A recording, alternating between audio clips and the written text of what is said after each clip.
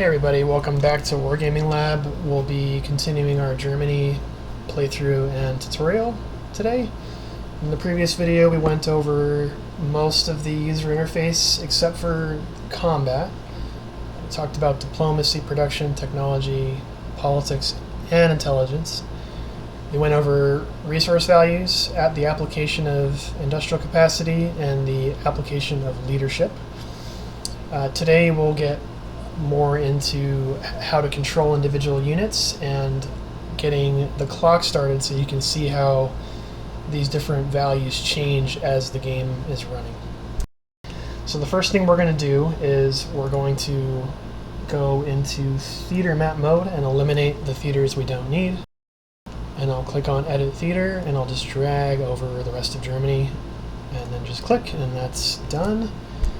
And I can now start disbanding headquarters units that I don't need. So we're going to get rid of this west over command. I'm going to click on disband unit, say OK. And do the same thing for the southwest command, get rid of them. And then we're going to do something ahistorical, and I'll probably get some flack for this, but we're actually going to delete all of our units, because I want to get a clean start. It's January 1st, 1936, and I've played this through enough to know that we're going to get a mostly ahistorical but also capable order of battle by the time the campaign of Poland starts anyway. And a lot of these existing units, they're based on real divisions, so this is 1st Panzer Division. But I want to build these divisions more to my design than what was prescribed for me. So what I can do is drag select divisions and disband them. And I'm going to do the same over here. And I'm just going to be careful not to disband units that will create a negative modifier. So I can disband these headquarters with no ill effects. And this one. Let's do the same for these guys. And over here, I also want to do my order of battle really differently. Let's get these ones and assign generals where I want them to be assigned. Gotta make sure not to delete Hitler, because that'll cause some pretty significant negative effects right off the bat. These ones. These ones. Alright, so unlike ground units, I'm not going to disband planes because they take much longer to produce, and I'm going to just merge them all into one province, and I'll dole them out later once we start having air units that we can assign planes to. They'll actually move when I press the start button. The same thing for ships. I'm going to merge them all.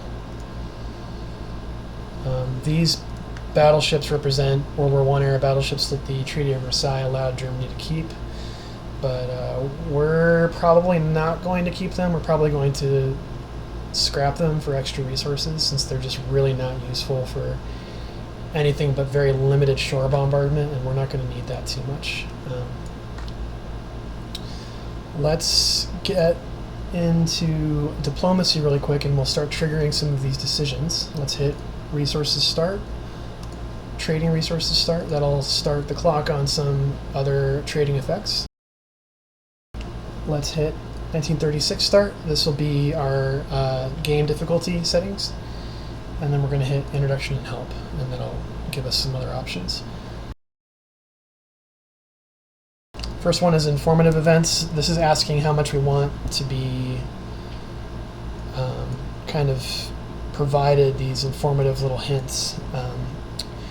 We can disable, we can choose to just get hints on certain aspects of the economy, or we can just close all of them, and I'm going to do that because I'll just grab them all myself. This is one of the more important decisions here. So we're deciding how intense the game is going to be, and for the purposes of the tutorial we're going to hit normal, and you can see that all this does is modify the revolt risk, which is already very low. If we were to choose very hard, there's some pretty significant negative modifiers. Growth as is sort of like like hardcore mode, so you're basically kneecapping yourself, and the whole challenge is to get back to a usable nation. It also increases, decreases your officer recruitment and other things like that permanently. So the game mode is very hard when you do that. We're just going to hit normal.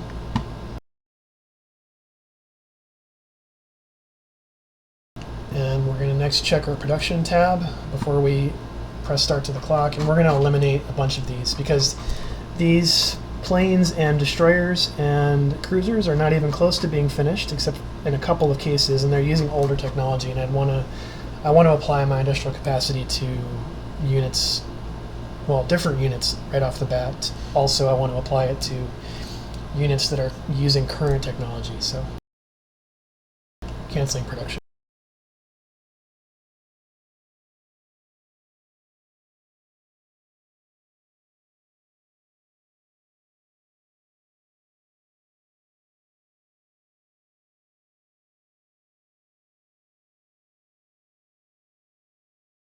Okay, so we got a blank slate here, and we need to start making decisions about how our industrial capacity is going to be applied.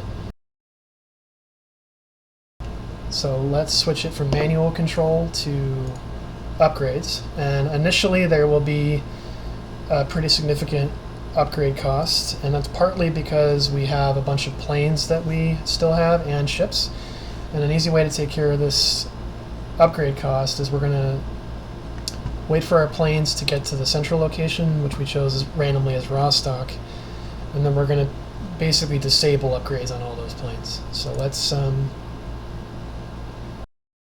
hit the start button, and there's 3 different speeds the game can run at. There's 1 through 5x.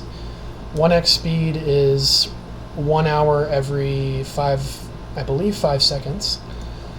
And we can already see 2 hours into the game that we have units moving. The direction of movement is shown with these green arrows. We can see that we've got a trade offer from Italy, and we can see that our industrial capacity already updated quite a bit. So we're going to do a few things. Let's go into diplomacy, and we're going to hit automated trade. We can see that there's a bunch of other decisions that have come up. We'll come back to those in a moment. We're going to hit the trade offer from Italy, and they're offering us 10.26 supplies in exchange for 3 money. And our money supply is tight, so we're going to decline this for the moment. Let's go into technology, and let's set up our distribution of leadership. We're going to go down to 1.0 on officers for the moment because we have no divisions, so our need for officers is low. We're going to go down to 1.5 diplomacy, and espionage is going to also be 1.5. We just want enough at the moment to cover our domestic needs and maybe send a couple of supplies to Austria and Czechoslovakia to start damaging their national unity. The rest of it will be for research. So let's start going through these research tabs and applying some of our available research slots. So we're going to start with basic education. I believe that's it right now for this tab. We'll start with steel armor casting capability 2. We're going to go with radios 1936. Industry 1936, which gives us a flat 10% increase in IC for a decrease in manpower. We have plenty available manpower right now. That's absolutely worth it. Every percentage increase in IC efficiency is also much more impactful than that value makes it seem. That's also very helpful. We're going to hit seaport capabilities 1936. That increases the efficiency of our naval bases. Nothing in secret right now. We're not going to start the nuclear weapons chain until 1938. Infantry, we're going to start standard infantry branch upgrade, which increases the effectiveness of small arms. And this has an impact on garrison, infantry, semi-motorized, motorized, and mechanized infantry brigades.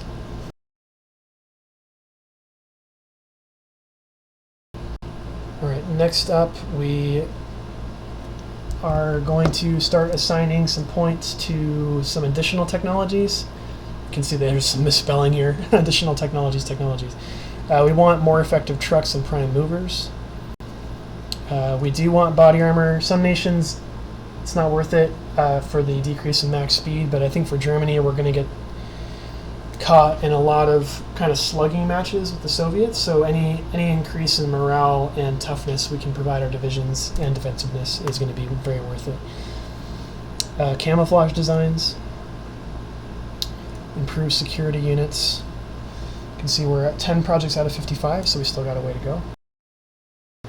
Artillery, we'll go with 36 artillery brigades. Armored fighting vehicle tracks and suspension. We can't start researching the rest of these trees until certain technologies are researched. So if we go to medium armor, we can see that all the red dots mean for a given tech tree, you can see 2 and 3 there, we need certain things researched before those will be unlocked. So for medium armor 1, we need diesel engines at least 1, which is going to be triggered by the diesel AFV engines event, which will come up shortly. We also need AFV tracks and suspension 2, which we're researching right now, and small caliber tank cannon and machine guns, which is under anti-tank. We'll hit Special Forces branch upgrade, and then there's that small caliber tank cannon. We'll wait until 1937 for that. We'll hit high density alloys, which by itself does nothing, but it unlocks some other technologies later. Armor 2, these are sort of add-ons, so like cast armor construction, like basically improved ability to produce tanks. Interlocked welding, advanced armor designs, battlefield modified armor, sloped armor, all of that will be here. Tank optics and other things like 3-man turret, which is really important. We'll wait until 1937 for that. Aviation, we're going to do some twin-engine aircraft research here. I believe that's it for now. We're not going to spend any time on 4-engine aircraft. Germany doesn't have the, in my opinion, doesn't have the industrial capacity to build a large army with fighter cover, with ground attack, and have anything left over for strategic bombers, so we're just not going to try. Assault gliders are kind of niche. I've never used them, so I'm going to not research this. If you have and you found success there, let me know. It probably would come in handy for like Malta or Gibraltar, but we can probably manage that with regular paratroopers and a naval invasion. We'll figure that out later. Armament, machine gun focus, bomb load, incendiary bomb, twin engine bomb bay, and 500 kilogram bomb development. Air systems, controllable propeller pitch. Jet tech, we're going to have to wait to start until 1939. We are going to, so I said we weren't going to spend much time on strategic bombers, but we're going to spend a lot of time on submarines, so we're going to make sure our submarine techs are up to date. So long-range submarine class, submarine engine, hull, crew berthing. One of the reasons I canceled all those subs is you can see that if they were in production already, they didn't even have 1936 engines. They had pre-1936 engines, so those would be pretty crappy subs. I'd rather just save the IC for the stuff we're about to put into queue. We do want half-decent destroyers, so I'm going to spend some time on these. We'll just do everything that's 1936 or earlier. Engines, armaments, fire control computers, hydrophones, and anti-submarine warfare. Transports, we do need troop transports. Those will come in handy later. Some nations get this out of the gate. Germany doesn't for some reason. Cruisers, we are going to build a few heavy cruisers. We don't really need both light cruisers and heavies. If we were playing Japan or the US or Britain, we would want both. Germany, we don't really have the luxury of building that many kinds of ships, so we're going to just focus on heavy cruisers. We'll do both types of ammunition, medium anti-air artillery, engine and boilers, screws and rudders, hull shape optimization, heavy cruiser armor thickness, vertical and horizontal protection, damage control, and bulkhead layout. And then Germany historically had very good fire control, at least optically. Fire control computers, I believe Germany was pretty far behind the US, but we'll do that anyway because it provides some pretty huge benefits to positioning, sea attack, and convoy attack, and other things like that we'll get into more detail later. We're not going to spend time on battleships. They're just too expensive. They take way too much industrial capacity. Carriers, I believe we have the ability to produce light carriers right off the bat. They're not good, but we can make them. Light carriers share the same technologies as fleet carriers, and we only have 10 slots left. We don't really have the ability to devote a lot of IC to this. We'll see when 1937 comes around if our ground units are up to the tech tree year that we need them to be. We may start working down this tree, but honestly, Army and Air Force is our focus. Our Navy only needs to be strong enough to control the Baltic. And that mainly means that our only real opposition outside of submarines, which we've already discussed, is the Soviet Baltic Fleet, which I believe we'll have no trouble conquering with maybe 30 destroyers and 4 to 6 heavy cruisers. So that'll be our goal for our Baltic Navy. We need to save research slots for doctrine, because doctrinal stuff has a huge impact on our land units. So Stormtrooper, 1918, Advanced Training Centers, Spherepunk Doctrine. Like I said, it's difficult to research, but it's huge, the bonuses it provides. And it also unlocks the path to Kesselschlacht, which is Cauldron Battle, which is one of the huge doctrinal influences on the German military in World War II, and also Armored Spearhead, which is just absolutely huge, and I think it's overpowered, and it's awesome, and it makes our panzer divisions just punch so much harder than they otherwise would. Deep Battle, we get just 2 things. We'll do political indoctrination. That'll help our Waffen SS units. Grand Battle, we are going to be really focusing on mission command, which is where we basically give our local commanders a lot of freedom on how they conduct missions and tactics. And if we put a point, at least this is the way that it used to work, if we put a point in Befehlstaktik, which is order command, where the generals and colonels are making all the decisions. I don't think we used to be able to put a point here, but I think there's been a patch that allows us to put points into both. So that means that both our local ground commanders and our higher level commanders can make better decisions. So we'll research both. I hope I'm not shooting myself in the foot there, but I don't see a modifier where we would be unable to research mission commands. So we'll go forth and do both. Great War Analysis is good. We're going to spend a lot of time, at least our infantry divisions, defending. So every bonus to defense is huge. And then Rolling Artillery Barrage. It has a very minor increase in artillery supply consumption, but all the rest of it is huge. And artillery brigades, I believe, with maybe one exception, we're going to have or at least some kind of artillery brigade in every division. So this is huge. Superior firepower, we'll do superior strength. That means that we can recruit 1 additional brigade per division, which right now we're at 7, or is it 6? Let's find out. Right now we're at 7. That'll allow us to go up to 8. We're probably not going to do 8 brigades except for some special divisions, one of which would be a Fort Buster division, which I'll go into in another video. Divisions that are very specialized at like one task. Sometimes it's beneficial to have 8 brigades in those, and I'll spend more time on that later. We can see that we're 52 out of 55, so we still got some space. Naval, there's not a whole lot we can research early on.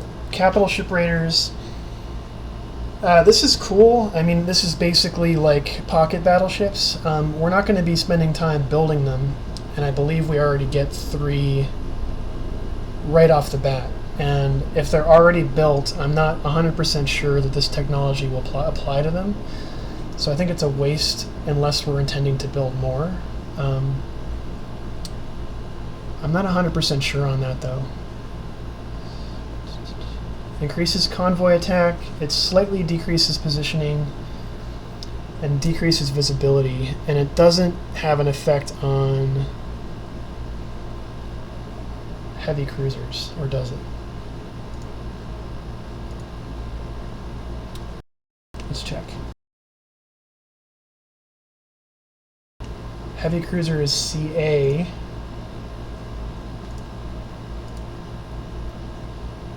It does actually have an impact on heavy cruisers. All right, we're just gonna do it.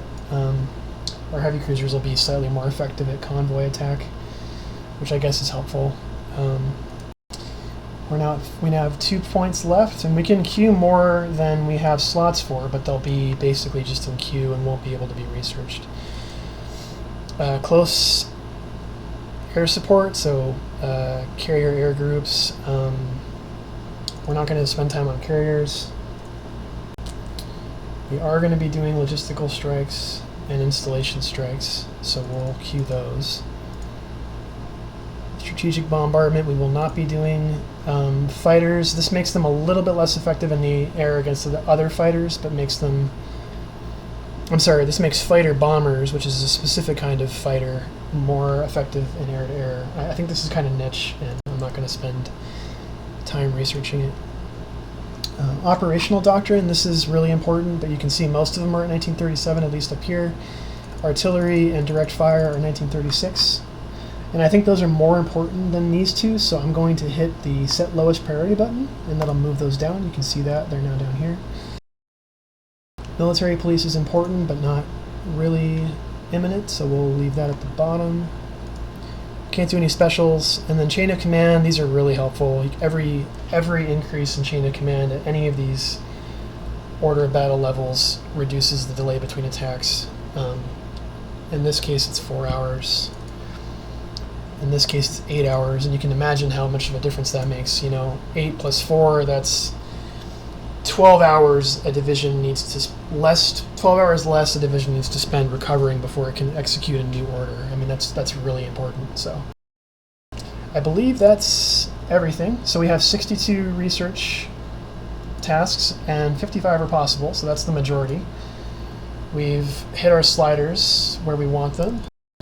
Let's start production. So so we said we were going to wait till the fighters landed, and we're going to turn off upgrades. So I'll show you how that works. Let's let them land.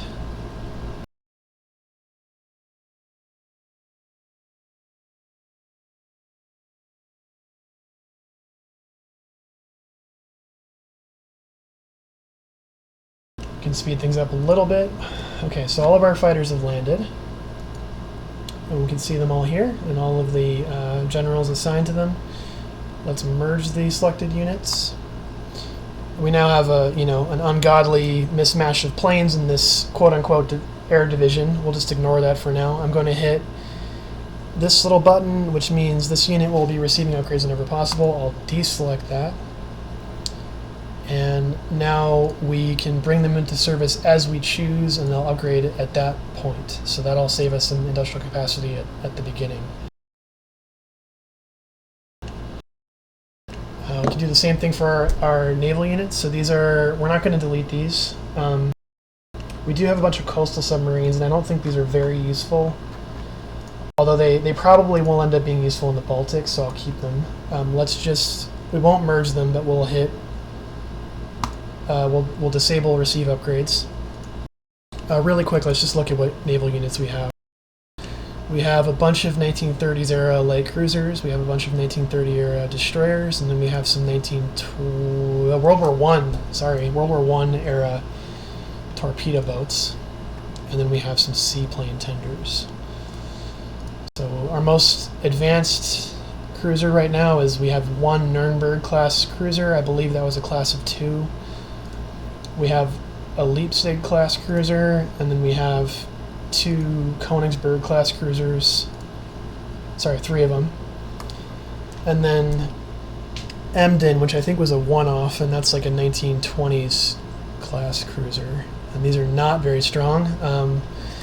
They're useful for like destroyer flotilla leaders and other things like that, so we'll keep them. We're just not going to focus on upgrading them right now. Speaking of ship upgrades, so for cruisers and aircraft carriers, we can increase our technology level for core technologies like the class year, so like a Saratoga class carrier for the US or Enterprise for the US. But once they're built, those core technologies stay static. What's being upgraded is anti-aircraft armament, electronics like Huff Duff, ammunition does get upgraded, fire control and air radar gets upgraded, but things like armor belt and other things like that do not get upgraded. In order to upgrade those things, we have to remove them from our order of battle, basically put them back into the shipyard, and they get basically rebuilt almost from scratch. And that once that process is done, which can take more than a year for large ships, then there'll be a new model year. But the basic upgrades that occur over time, you can sort of see the ones that are being upgraded there. It says plus 0.8%. Those are just the things that I mentioned, and those are like kind of add-ons. The core of the ship does not get upgraded. But in any case, we want to save our industrial capacity, so we're not even going to bother upgrading those things right now. We'll figure that out later. Oh, I missed a unit. These are just crappy garrison regiments. They're just not that great. You'll notice that when I disband this 3,400 man unit, watch my manpower value. So the men aren't being destroyed, they're just being sent home, and then we'll reassign them to more units later. Alright, so we need to start building our army, so let's just pretend, for the sake of role-playing, that the Nazi Party's been in power for 3 years, but up until this point they've decided not to have an army to satisfy the conditions of the Versailles Treaty. In reality, it was about 100,000 man army was the max, but we'll get to that point very, very fast. So let's build some infantry divisions. We have some pre-built sort of cookie-cutter divisions here. The infantry division that is the cookie-cutter is good enough. We can see that we get a 44% combined arms bonus, and we have all of the basic elements of combined arms. Infantry, artillery, anti-tank, a horse-drawn or horse-based recon element, and then engineers and transport. Let's build 10 of these. We'll build them as reserves, which means they will not be full strength on spawning. They'll be basically like a cadre where all of the regiments will exist on paper, but they won't be fully manned until we fully mobilize, which is perfectly fine, because once we fully mobilize, they'll move up to full strength. And the benefit of that is we can see that at full strength, for like an active duty division, they're going to cost this much and this much time to make. If I hit reserves, they build faster, and there's no, at least not immediate, downside to that. And by the time we're in combat, we're going to be at war anyway, so this is usually worth doing right off the bat. We're going to build 10 infantry divisions. Okay, we can see that they're now in queue and that we have enough industrial capacity to fully produce them. We're also going to start building air and naval units right off the bat, and not so much because we think that they're the best units ever, because they're not with our current technology level, but because of a thing called practicals. And I didn't go into that until just now because I didn't think it would make sense. So as we build units, we gain practical, and what that means is if I go into brigade attachment, which is a way to build brigades individually, if I hit infantry regiment, I can see that for every infantry regiment that I produce, there's an IC cost, a manpower cost, and a build time. We've gone into that already. But there's also a practical, which basically means the higher that our practical is, another way to think about practical is how good we are at producing this, the faster and cheaper it will be to produce that thing. So if Germany has a very high infantry practical, we will be able to produce infantry regiments cheaper and faster. So we're going to gain a bunch of practical by building these 10 infantry divisions. And the way we can see what our practical level is we go back into technology. And again, I didn't go over this earlier for a reason, because I didn't think it made sense by itself. Right now, our infantry practical is 12, which is roughly half of the max. So if we had a over 20 practical, we'd be able to produce infantry divisions very, very well. The other part of practical is there's a theory. So rather than a production benefit to practical, as we research infantry technology, we're gaining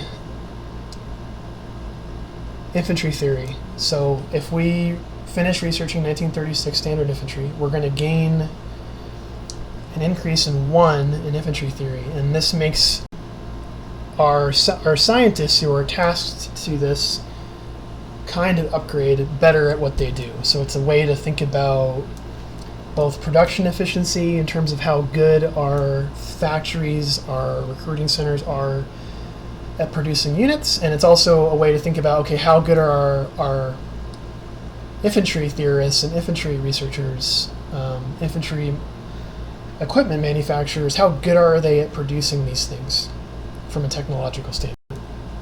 So I know that seems complicated, but there's two things that sort of change as we produce infantry or naval units or armored units, all of the above.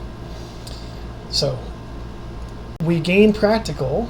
The converse side of this, and why practical is so important, is if we stop building tanks for, let's say, 5 years, we get what's called practical decay. So you can think about it in the sense that if we're not tasking factories, scientists, factory workers to producing tanks, the knowledge in doing that is lost over time. So what we want to do right off the bat, coming full circle, is we want to produce just enough in the beginning to slowly build up our practicals. So what I'm going to do is, since our Navy is really going to be focused on submarines, I'm going to build a submarine in parallel, which means 1 at a time, but I'm going to build 2 in serial, which means, I'll just hit production. We can see that we're going to be building an order of 1 at any given moment, but there's 2 submarines in that order. So you can think about it in the sense that there's 1 quay or shipyard devoted to this submarine task, but they can only build 1 at a time. We've asked them to build 2, so they're going to build 1, and then they're going to build 1. The other way to think about it is that we could build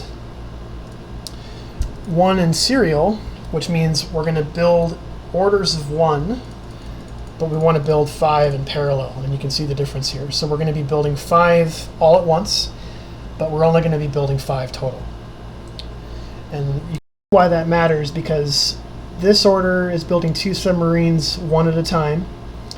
It's only using 3.77 industrial capacity, whereas this order is using 3.77 times 5.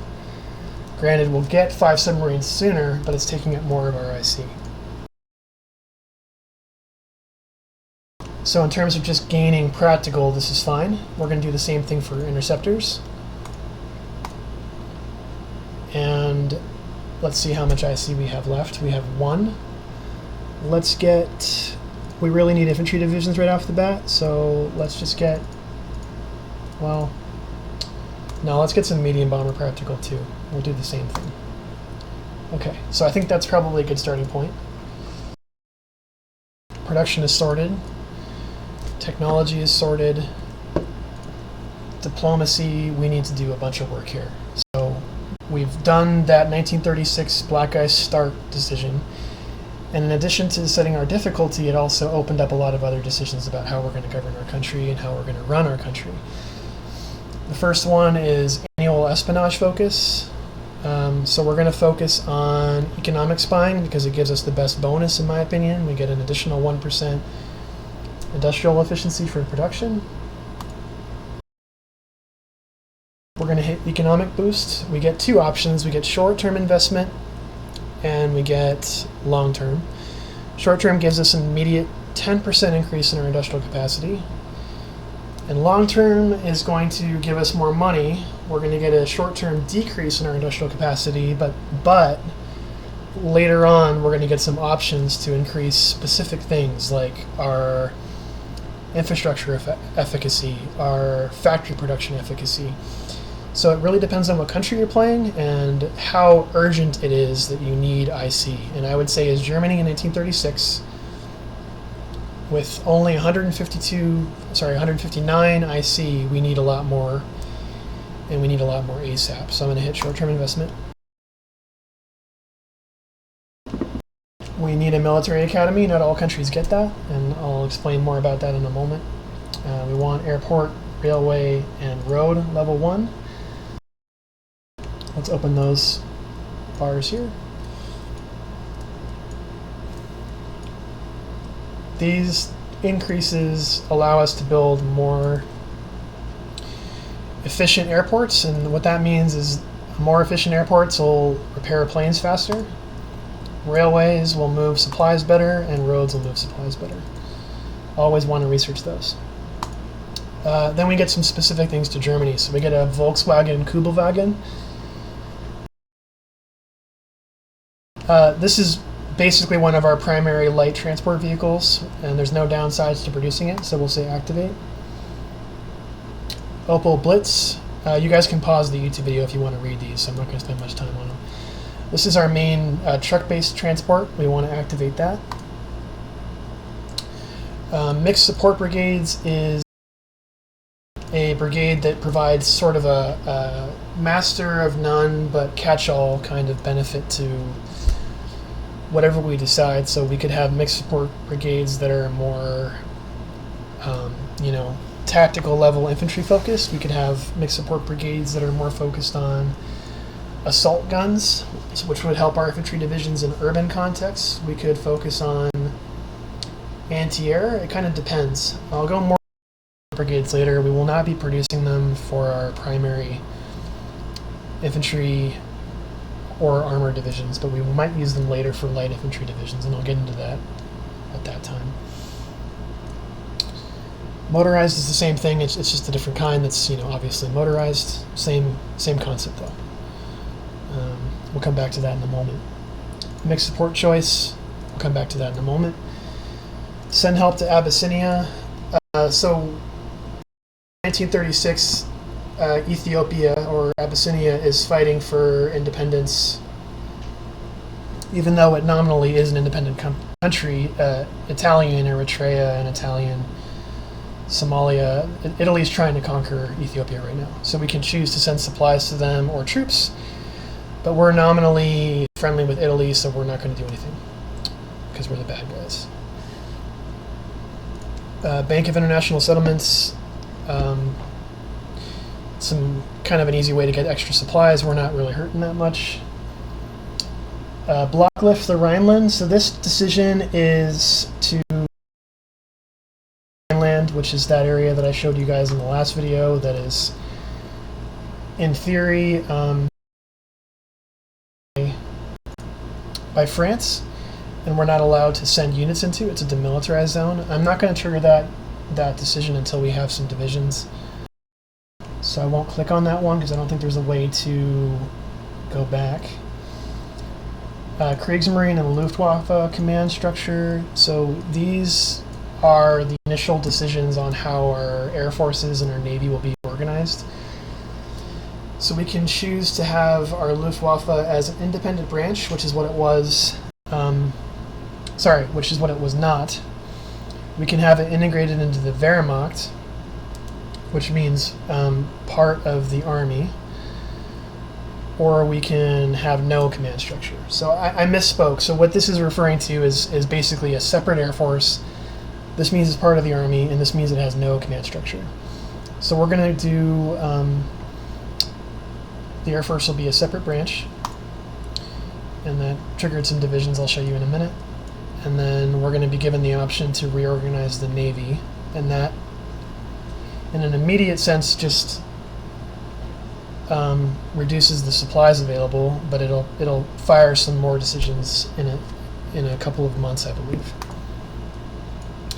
So mixed support brigades, we're probably going to build these later, and they're going to be more anti-tank focused, because for the divisions that I believe I'll be using these in, we're not going to have dedicated anti-tank units, so we'll hit anti-tank upgrade.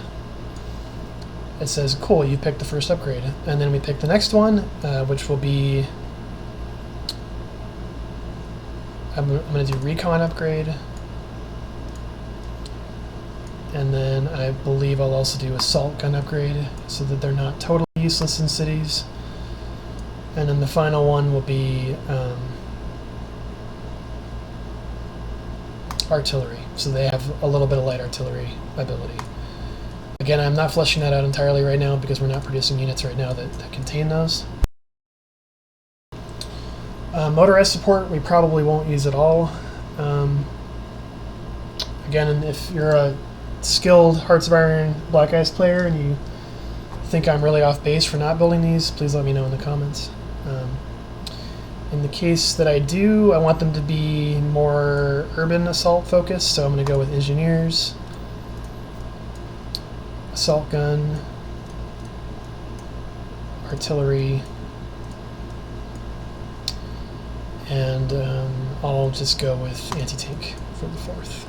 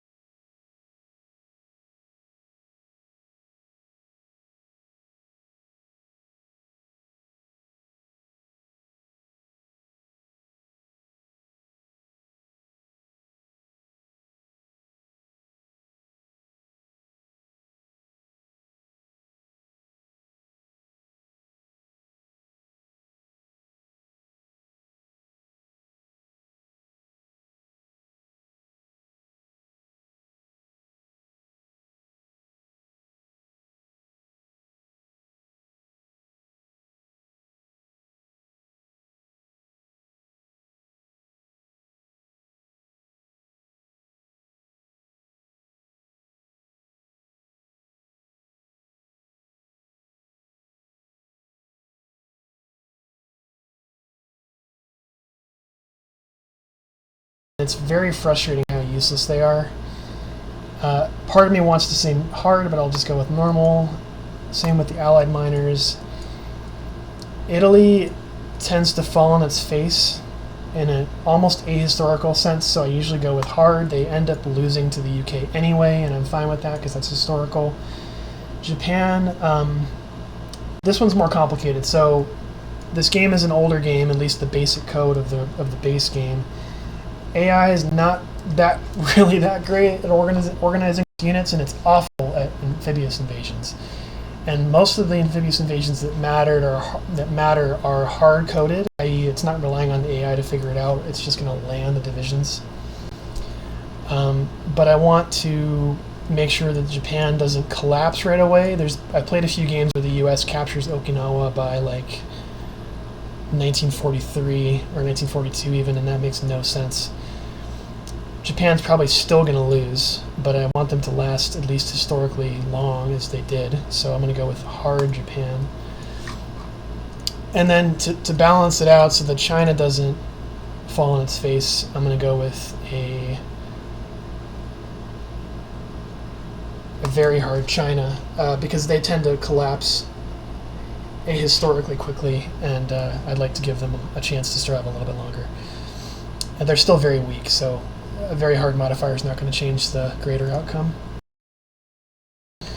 Okay, so we've done all of our decisions, except for leader backstory, and this is sort of more of a role-playing thing, so we get to decide who we are. I like to think that, this is going to sound strange, that I'm not Hitler, he's the head of state, but I'm the guy pulling all the strings in the background, so I get to decide who I am. And I want say that my mother was a war correspondent during the Great War, and that gives us a unit recruit time benefit. I'm going to say that my father was a soldier through and through. That gives us some ground combat benefits. And I will say that, let's see, rare materials ends up being a problem for Germany. We can get probably benefits this way a little bit easier, so I'm not going to go with that one. Hard and soft attack is always good. Industrial capacity is always good. Leadership modifier, we end up having more than we need later on.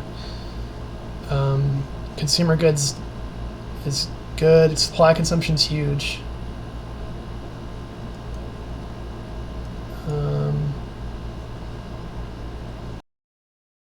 I just accidentally clicked, so we can say hey, start over.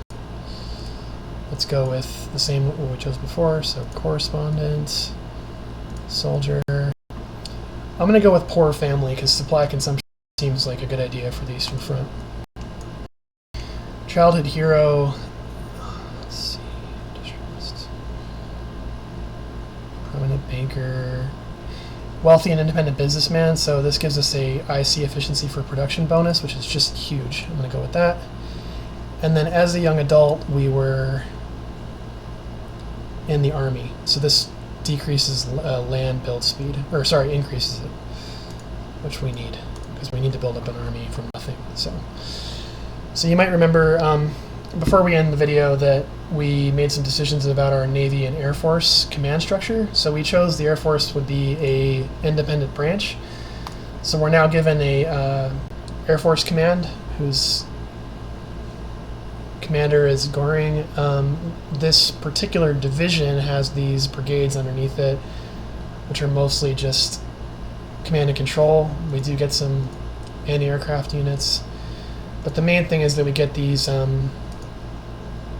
air command groups. So 1 through 6, and they sort of roughly correspond to air defense regions of Germany, and we'll be using those quite a bit. So that's a great thing. Navy, we were given we were given a Navy High Command, we were given a U-boat command, a Baltic Sea Command, and a North Sea Command, and those will come in handy as we start building units. So, we're basically done for this video, so we've got everything set up, and I believe the next video we'll just start the clock for real, and we'll start playing the game. So thank you for watching. As always, I appreciate your time, and if you like the video, hit the thumbs up button. If you have any constructive criticism, both about Hearts of Iron or any other kind of criticism or comments, leave them in the comments, and hit the like button. And thanks again, and I'll see you guys in the next video.